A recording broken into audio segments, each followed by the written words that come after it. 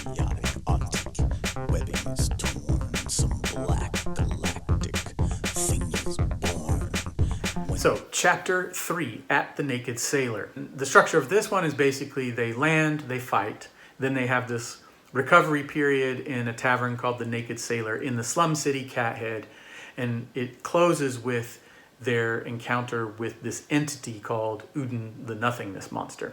And I think this part of the novel just goes from strength to strength with all that happened in chapter 2 right into this chapter. And this is a portion of the novel, I think, that feels pretty well-paced and plotty in a semi-traditional sense.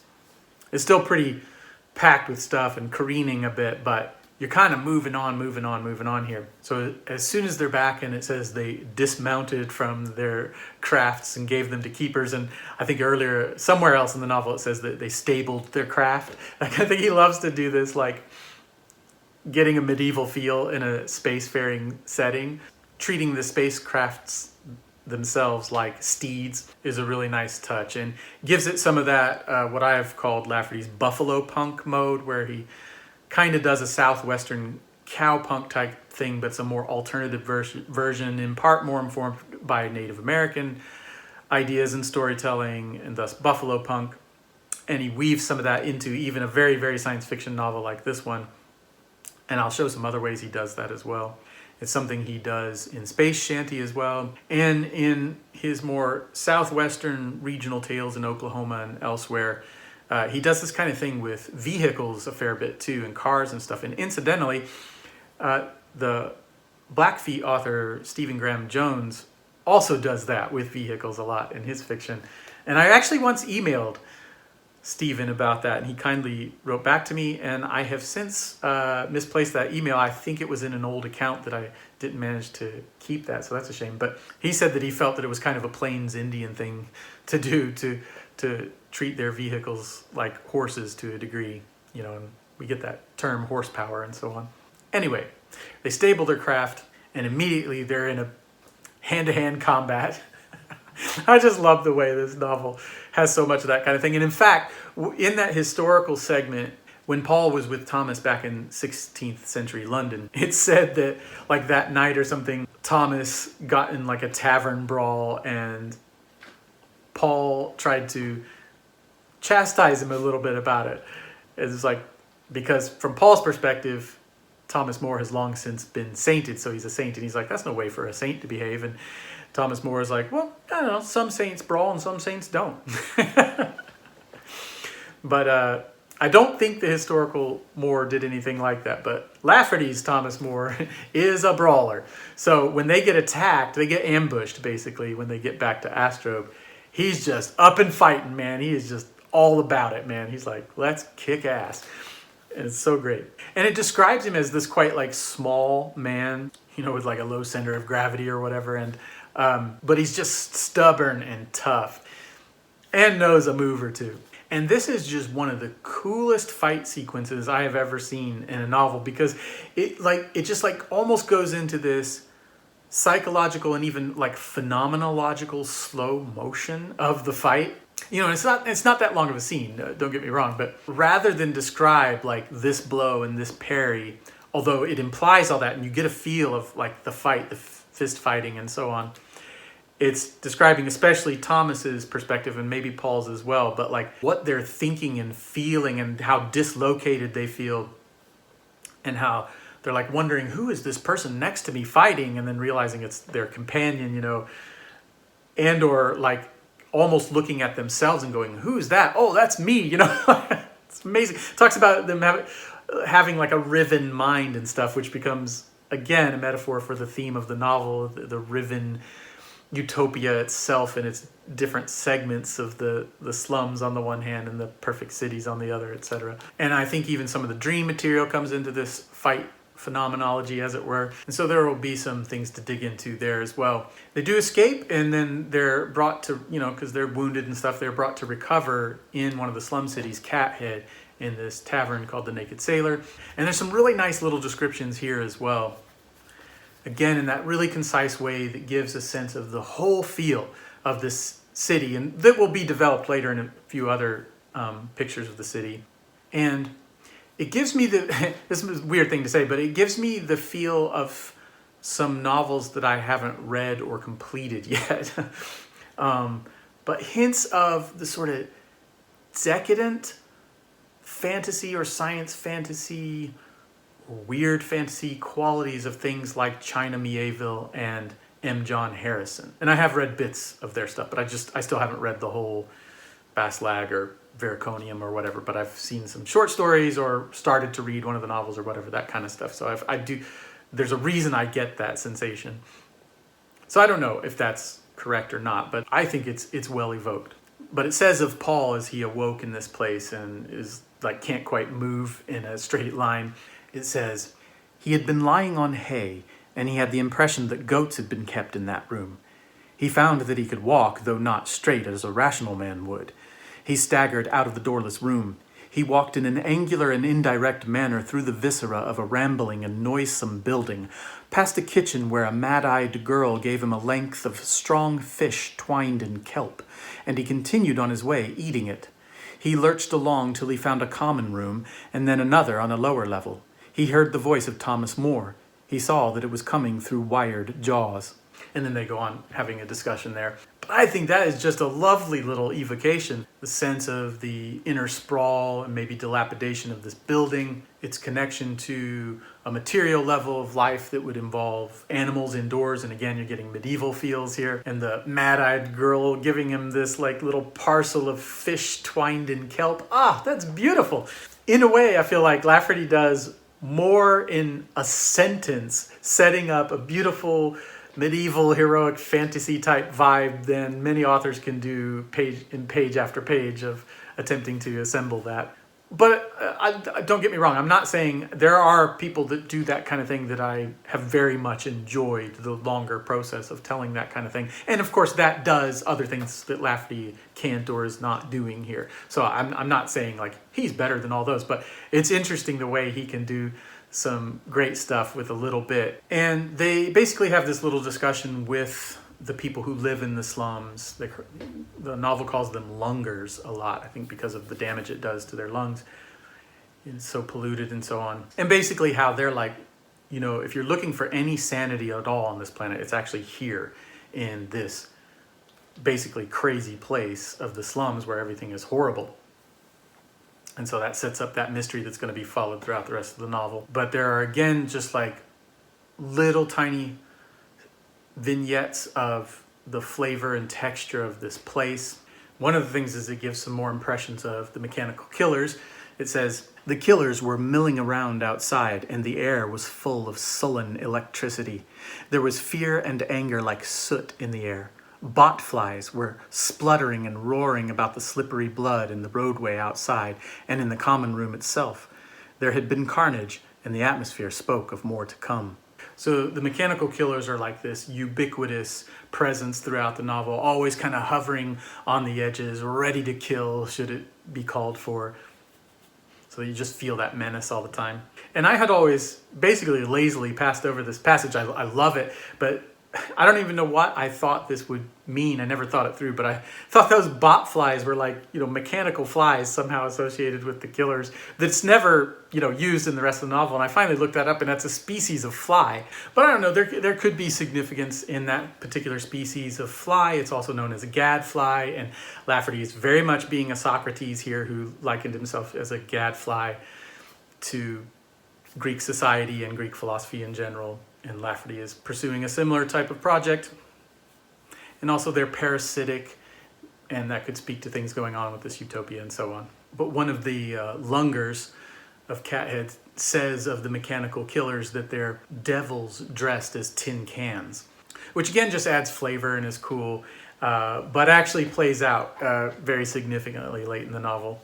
And then like one of my favorite side characters that is here and gone in a brutal way, this character they call the Goat Man. And he is an insane man. And there's this lovely compassion in the description of him. And Thomas ties this character to Rimrock, the Ansel. And in both cases, it's basically saying that, like, look, here are extreme cases of rational or sentient life.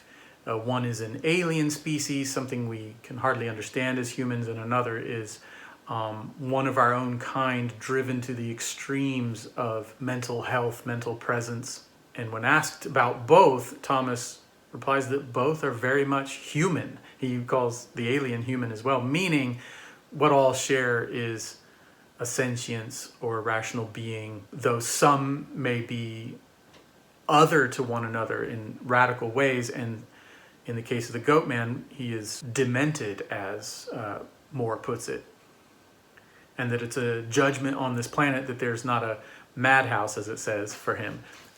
And yes, all the problematics about madhouses and that language and the institutions and so on. But as I've said before, I think Lafferty brings up insanity formally many times throughout his work, and it is an important part of this book as well. This is how it describes the goat man coming into the scene.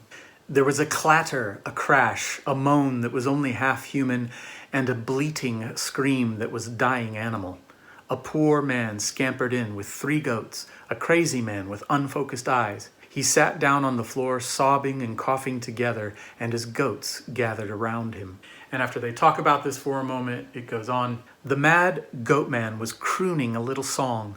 The killers were thronging and gnashing in the roads like the iron dogs they were. And so again, you have that evocation of the killers through an animal form, again, dogs. So again, just like creating that imagery that ends up in those book covers and such.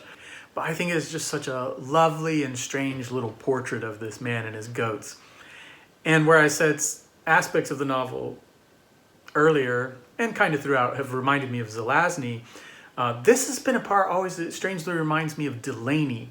And I feel like I still haven't read enough Delaney to bear that out, but I'm just getting those resonances. Probably out of the 2 novels I've read by Delaney, probably more from something like Jewels of Aptor than something like Nova. So if Lafferty is resonant with Delaney here, it's probably more in the mode of Delaney's science fantasy, because Lafferty is writing a form of science fantasy here in his way. And then more at the idea level of this novel in particular, Lafferty is probably resonating with the ideas type approach that Delaney takes to science fiction. And I will say that in this most recent read is the most that I've really been clocking and feeling the resonances with fellow New Wave writers, even though Lafferty isn't strictly New Wave by any means. But there's a sense in which you're constantly feeling like this is so different than anything else in science fiction, either of Lafferty's time or any other time, that you forget it also does have resonances with known science fiction authors and things, and Lafferty was aware of these people and read these people, and whether he's intentionally borrowing from or interacting with some of these authors or it's just happening, you can see those kinds of resonances as well, and it's pretty fun and pretty cool. Because whilst there's a lot of things about authors like Zelazny, Ellison, Aldous, Delaney, and so on that are not my favorite thing. And I'll have to explain that at some point. I guess I just think they have certain limitations as artists, maybe, or something like that. And I know that's a little sacrilege, especially with somebody like Delaney. But nevertheless, whatever I think about that, I also think they do really cool stuff. And it's fun to see some of those resonances here. And of course, every author has limitations as an artist, but it's just like we find the strengths of some greater and the weaknesses of some other, depending on who we are as readers. And they go on to outline some of the really quite disgusting conditions of these slum cities in the filth and deprivation, which they'll get into more fully in a later chapter. But it's a really good little intro to the flavor of that in the novel that from here on out really permeates the novel too. But as they're discussing this, suddenly this goat man and his goats heads back outside into the roadway where all these mechanical killers are milling about, ready to attack, and the people in this tavern are concerned and they didn't get up quick enough to stop him from going out. And it says, "Too late. He had gone out in his distraction, and his small goats had followed him out. Perhaps he was more addled than usual. Perhaps he was not used to such concentrations of killers as were smelling around the presence of Thomas. The whipped crazy man knew how to dodge through 1 or 2 killers, scooting like a low whippet.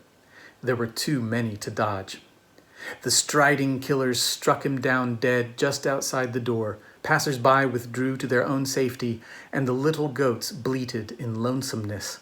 Then, as the killers clashed along looking for a new entrance, quick, hungry people caught the little animals, fought over them, tore them apart, and began to eat hunks of them raw and bleeding. Yep, it's that kind of novel, punctuated by a number of gory moments like this. Yeah, so it's interesting, just in these little touches, he even sets up this one character to where you feel real pathos when he's killed there. And in their discussion of these conditions is when Paul is told that they don't have to live like this. They have chosen this self-exile, as I think Matt from Book Pill helpfully sums it up, self-exile from utopia. And they can go back anytime they want, any moment. Go back, be fully clothed, housed, and taken care of. You know, in a sense, the novel is saying they choose this nightmare over that nightmare, that nightmare of perfection. And the rest of the novel will, explore what that could mean. And from here, it transitions into the final portion of this chapter by Rimrock coming onto the scene. And here you get more of a sense of his metamorphic, shape-shifting abilities and a little more about his telepathic abilities. And as they're having their little chat, it's cut short. And the character Evita suddenly comes on the scene as well. But just as Thomas and Rimrock are chatting and Evita comes on the scene, it's all cut short by the entrance of Udin, the nothingness monster, which Rimrock calls the black bleakness. And everybody runs out except for Thomas, Rimrock, and Paul, who are left alone here. And it says, "Then the monster Udin came and sat in the middle of them and encircled them." And I love the next line. It just goes, "The short account that follows is necessarily mystic." I love that. Kind of like with Hopp-Equation Space when it says, look, it breaks here. It's different space, different. Everything's different here. Similarly here, it's almost like saying again, it breaks here. It gets mystical. And again, in both cases, it signals what's happening in that particular scene and how it's moving out of the narrative mode that you've been into, which is, semi-realistic science fiction, science fantasy, but also signals something about the nature of the entire novel. That it is going to be broken by dream content and by mystical content, and that in a sense the entirety of it is mystical dream literature. And the weird thing that happens here is that it says that the three characters shrivel in the presence of this Udin, the nothingness monster, and Paul and Thomas become indistinguishable, so it calls them the Paul Thomas, hyphenated, and Rimrock reverts to animal. I mean, they're all animals, but it reverts to sort of non-human, non-rational animal in the presence of Udin, the nothing monster, so it has no verbal contribution to this encounter. And it's a very cool conversation that I think I've said before, reminds me of things like Weston or the Unman from C.S. Lewis's Paralandra, reminds me of Anton Chigurh or Judge Holden from Cormac McCarthy's novels, No Country for Old Men and Blood Meridian. But that larger-than-life, megalomaniacal, how do you say that word? Megalomaniacal character that is eloquent and persuasive and commanding for a very dark perspective. And we'll get into that when we go through that chapter. But Lafferty's always doing these really subtle little things too, where it is important that Rimrock and Evita in particular both came in just as Udin was about to arrive, because Rimrock, more than maybe anyone else, but Evita as well, represent these small counterpoints to the nihilistic largesse of Udin. Not unlike, to me, for readers of Blood Meridian, the kid vis-a-vis the judge. There's something about even unsuccessful resistance to an almost Gnostic force of evil or nothingness or what have you. And we'll get into ideas of nothingness a bit and what Lafferty might be doing or not doing there, and whether there are different conceptions of nothingness and which kind Lafferty might be dealing with. But both Rimrock and Evita are sort of mystical or mysterious in their own right, in their own being, and thus represent these very small counterpoints to the great mysterious being or non-being of Uden. And that will be developed throughout the rest of the novel. And Lafferty has kind of set up that opposition right here, even though they take off again just for Uden to take center stage for a moment. And he uses, he's got great rhetoric and oratory, and he uses language about annihilating them and annihilating all things and stuff. He says things like, I eat you up, I devour your substance, never will I leave, not ever in your life will you sit down that I do not sit down with you. And finally it will happen that only one of us is left to get up, and that will be myself. I suck you dry. Some really cool stuff there. And it even says that this encounter is one of the passage dreams that Paul had in Hopp-Equation Space kind of come to visit them again, that after the scene, the three of them kind of wake up from. And then they basically have to quickly, it doesn't even get into a description of it, but battle their way through the mechanical killers outside to get Thomas More escorted to where he needs to go to the great leaders of Astrobe. And that's the end of chapter 3. And so on to chapter 4, On Happy Astrobe. And again, as I say, for me, things have been clipping along pretty nicely up to this point. And here is where, for me, I feel that things, the action adventure and imagistic and other types of qualities of the novel begin to be interleaved with more and more of the political machinations. And partly it's the type of reader I am. I get impatient with a novel like The Dispossessed by Le Guin, for example, being a bit dry and dull and overly focused on these political machinations and whatnot. And I know, again, I've just committed absolute blasphemy, but I have even heard huge fans of Le Guin say that her works are like didactic and even to a certain extent boring. And I do love her ideas, and I love her sentences. One of the best writers ever. I think I'm still trying to find the novels of hers that work for me, and I need to revisit Dispossessed. I think I'm going to get a lot more out of it. I'm practically a different person than the first time I read it. And I do actually love her Wizard of Earthsea series. And I guess it gets a little bit slated for being YA or something, but I just don't think of it that way. And it was before that was a thing. I just think it's very, very beautiful writing that is very evocative of a mythos. And I had read that first, and it's exactly what I find missing in her science fiction, certainly in The Dispossessed. I'm like, what happened to all the myth and magic and beauty? And I don't think that, realistic, quote unquote, realistic science fiction need be devoid of a sense of magic and mythos. It's not like something restricted for fantasy genre or something like that. Anyway, Lafferty gets into that more political and so on type of material here, which at the idea level does a lot of work and is not uninteresting. And in fact, as I've gone and reread, I'm like, oh man, there's so many juicy bits in here. Yeah. And it's richer and in some senses even more entertaining than I initially thought. And again, it speaks to the kind of reader I am. I get a little impatient. I'm like, let's get back to some blood and guts or some weird dreams or something.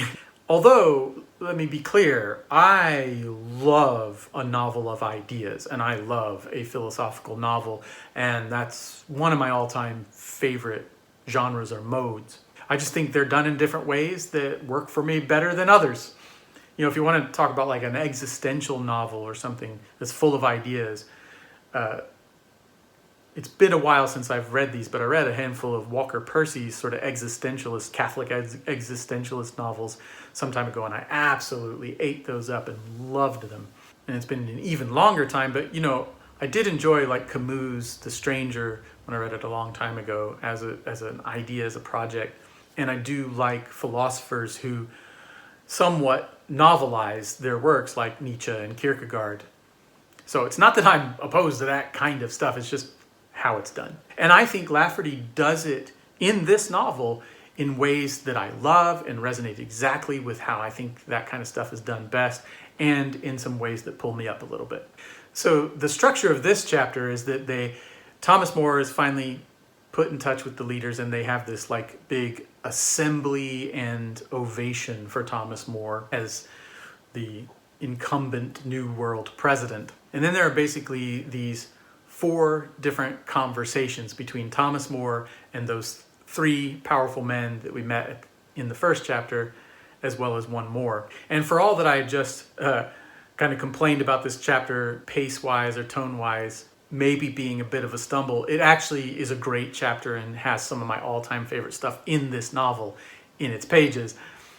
And that's mainly that as he talks to each one of these people, his passage streams come back up into his mind during the conversation, and we get those briefly described, and it's really interesting imagery and does philosophical work in the novel. And I think I can say a little bit of why I think this struggles a little bit as fiction here is, and this is going to happen in several more chapters, when Thomas More is in the utopian city, Cosmopolis, the novel performs almost zero description of the environs or what have you. Whereas, as I was showing before, even just a touch here and there of 16th century London and its mud and wooden floorboards or something, or the ramshackle environs of a tavern and the food being eaten there or what have you in the slum cities, and these sorts of things very effectively evoke a setting and an atmosphere, and there's just almost none of that in these utopian cities. And I'm very curious to see what other readers think of this and why they think that's the case. I have often thought that Lafferty almost forgot to do that for these parts, and or was overtly or subconsciously uninterested in that with these parts, which would be telling in its own way, or that it's all part of his plan. He is so committed to these utopian cities being utterly dull in their perfection that he's just not even going to describe them, which, at a polemical level, right, is just out and out cheating, it seems to me.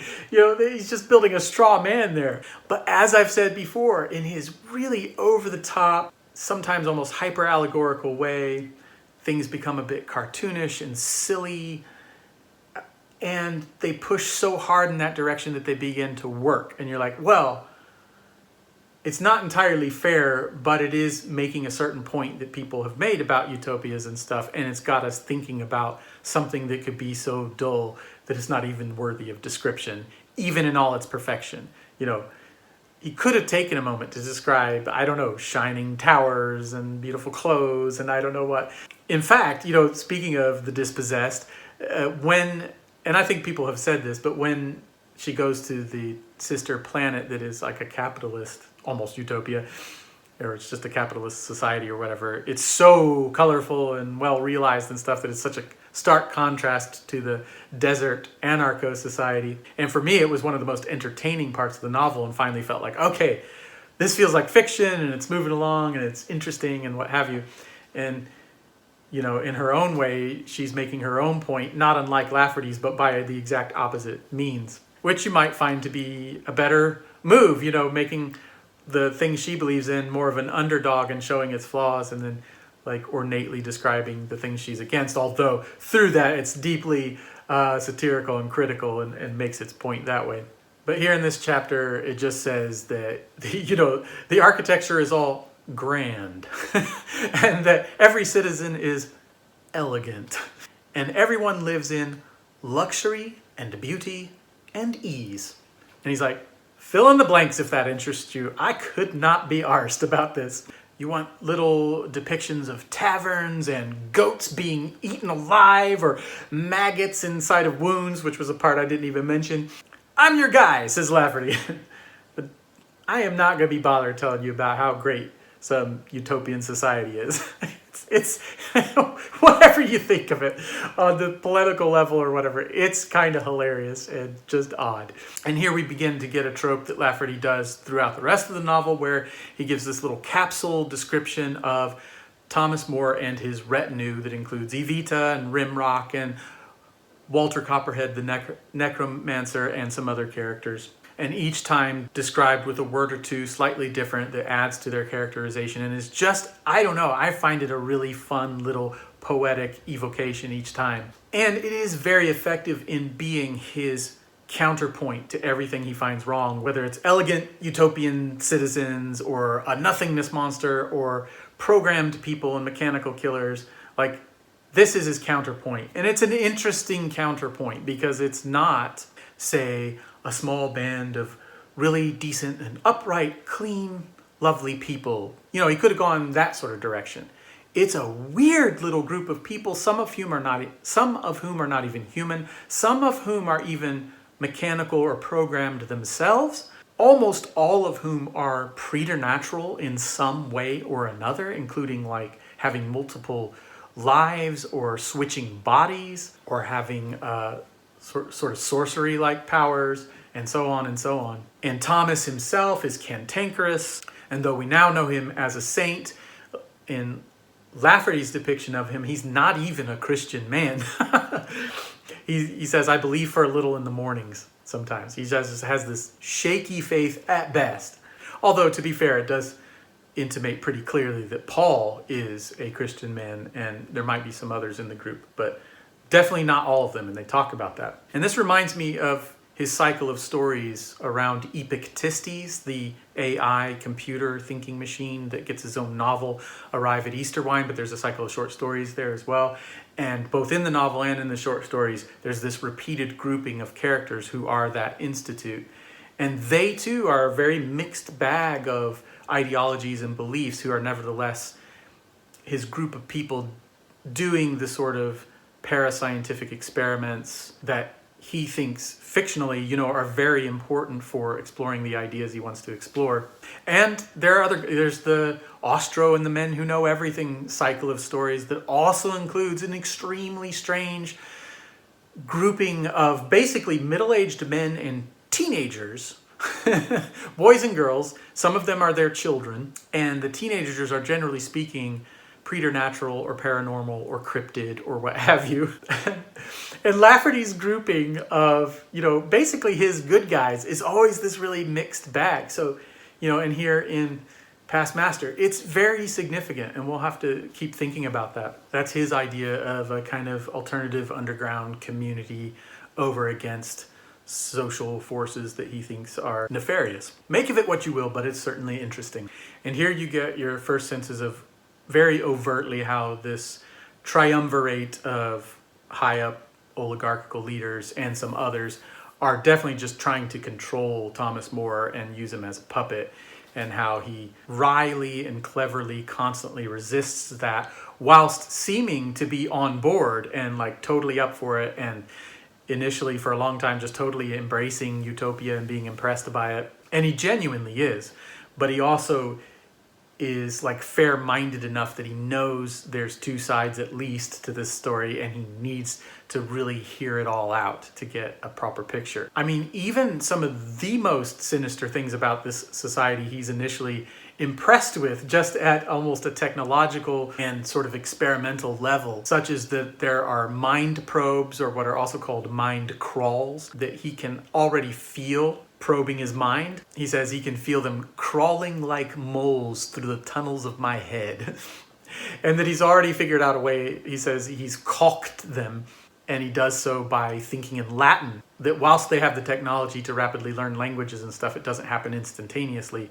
So for the time being, he's stopped up his mind, caulked it against their intrusion. And he's just kind of like, haha, what a weird society, man. You're all up inside my head. Wait a minute. I got it. I stopped you. Okay, I got firewall up for the time being.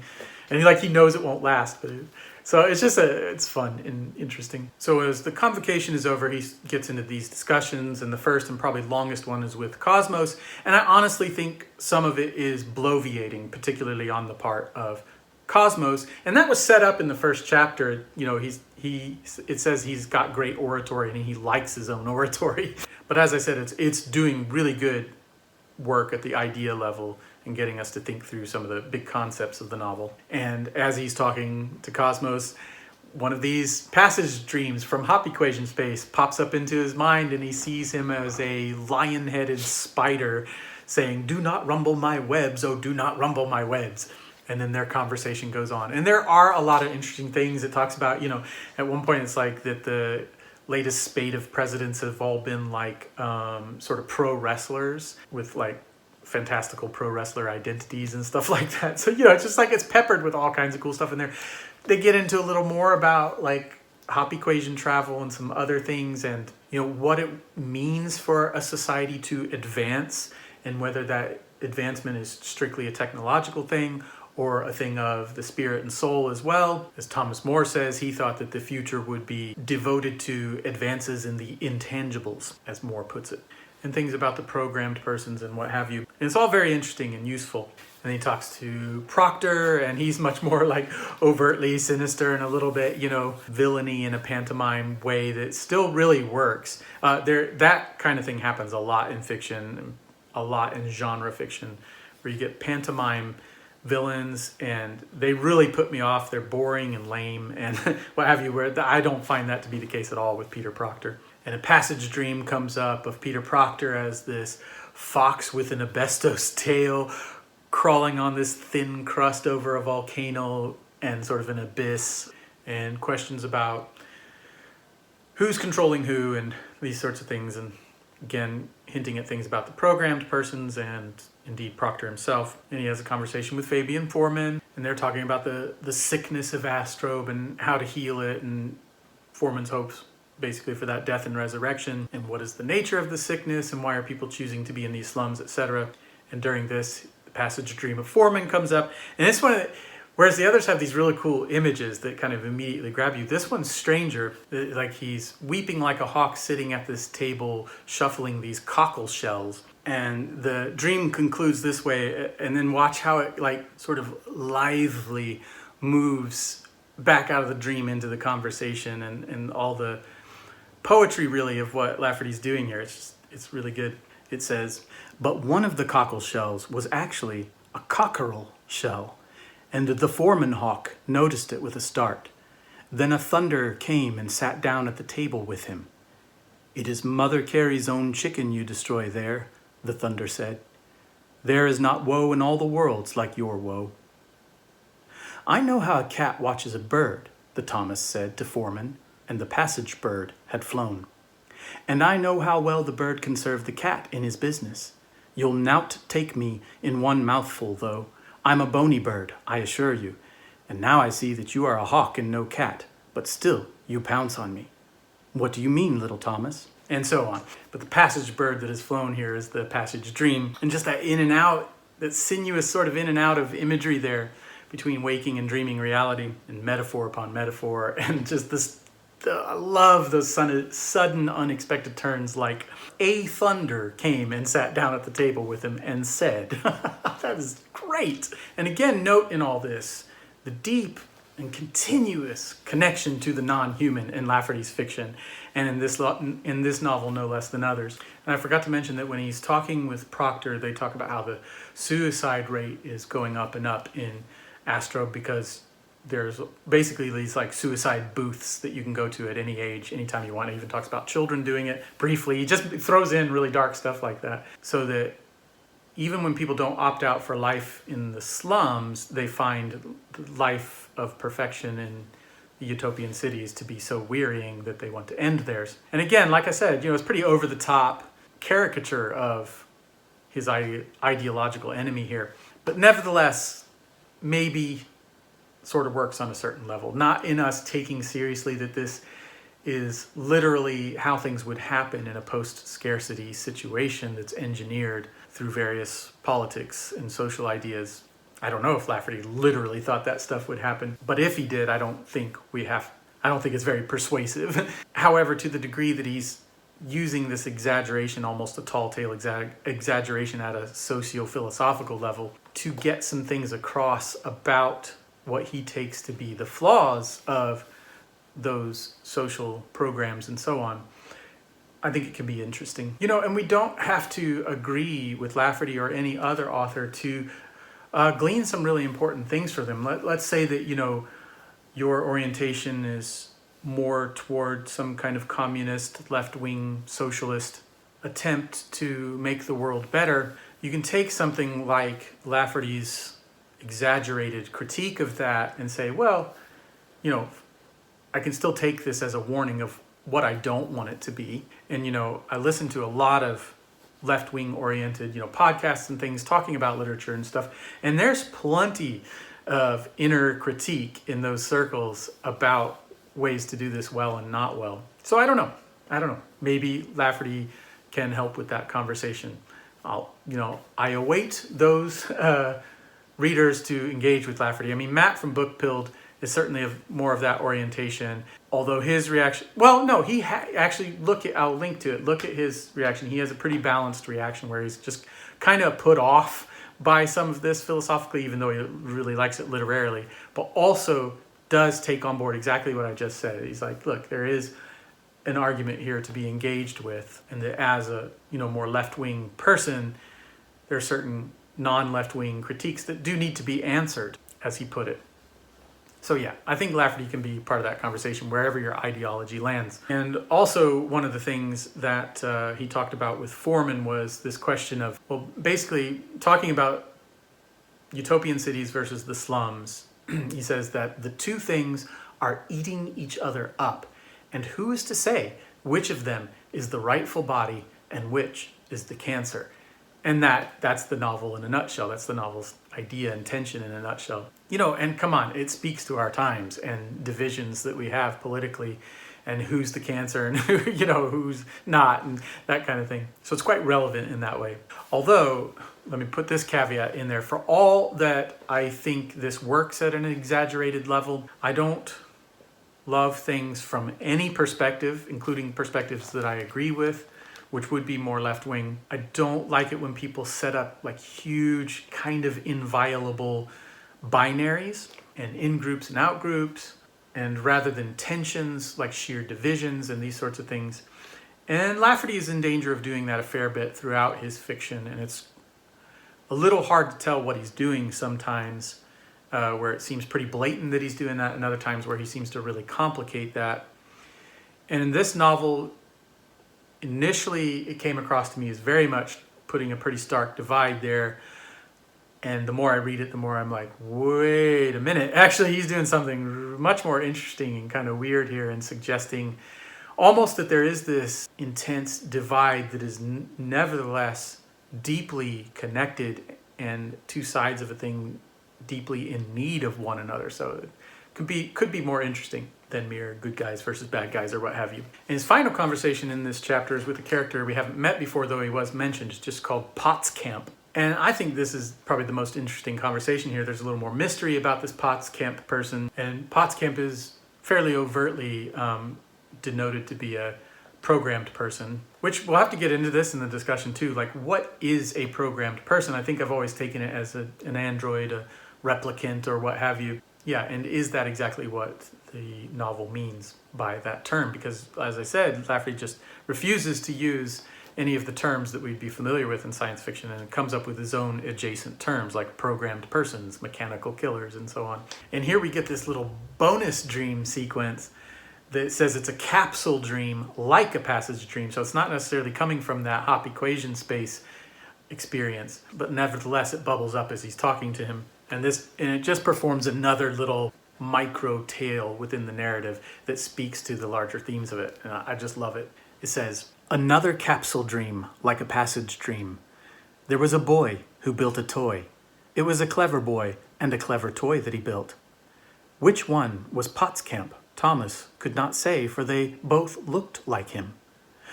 Go steal apples, the boy told the toy, and the toy did so.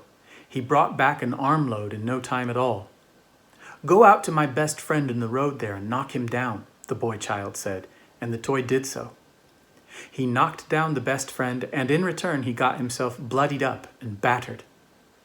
The child was delighted with what had happened to his best friend and to his toy. Work out my language assignments for tomorrow, the child said, and the toy worked out all the constructions and translations of the Cameroy and Puka and Neo-Spanish assignments. Drink, the child said, and the toy went and drank from the brook that ran beside the home house.